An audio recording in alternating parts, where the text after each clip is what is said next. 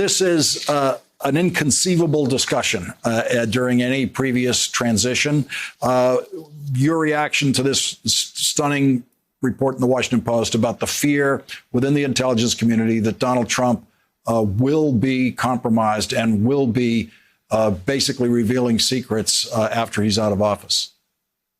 Well, Lawrence, it is inconceivable that we'd ever be having this discussion about a person who is in the Oval Office since acting as president of the United States.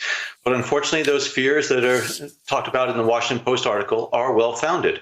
I think Donald Trump has demonstrated over the last 4 years not just a total disrespect for the intelligence community, but a disregard for the intelligence itself. He has repeatedly called for the wholesale declassification of intelligence in order to further his own personal and political interests. He cares not about sources and methods. And so therefore, once he departs the White House, and he will bring with him knowledge as well as records that he could pull upon in order to try to again, advance his own personal, political, or even financial interests.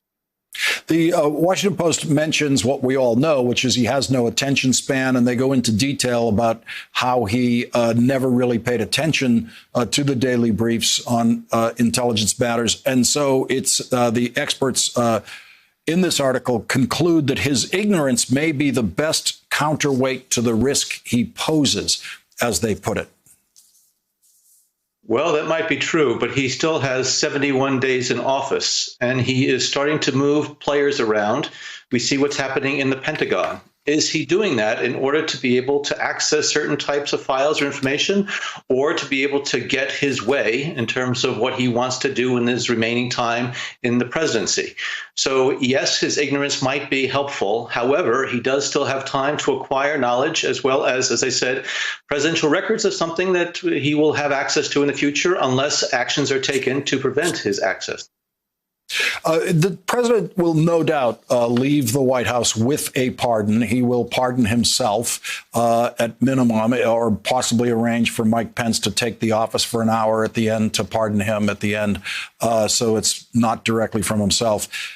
But a pardon cannot cover future acts. A pardon cannot cover anything that happens the day after you get the pardon. And so the Washington Post refers to the Espionage Act in this article, saying it's been successfully used to convict current and former government officials who disclosed information. It has never been used against a former president. But as of January 20th, 2021, Trump becomes a private citizen, and the immunity he enjoys from criminal prosecution vanishes. And he will not have any pardon for his conduct starting the day after he's president. You're absolutely right. The pardon not only doesn't cover state and local charges that he may face, but any future acts. He is going to be a private citizen. And for the past 4 years, he's been able to use the cocoon of the presidency to protect himself from any types of investigations that might uncover any type of wrongdoing that he may have been involved in. But once he leaves the Oval Office, even with a pardon, it's not going to protect him from future acts or transgressions of the law. And this is something that I think he and people who surround him today need to be mindful of in the future.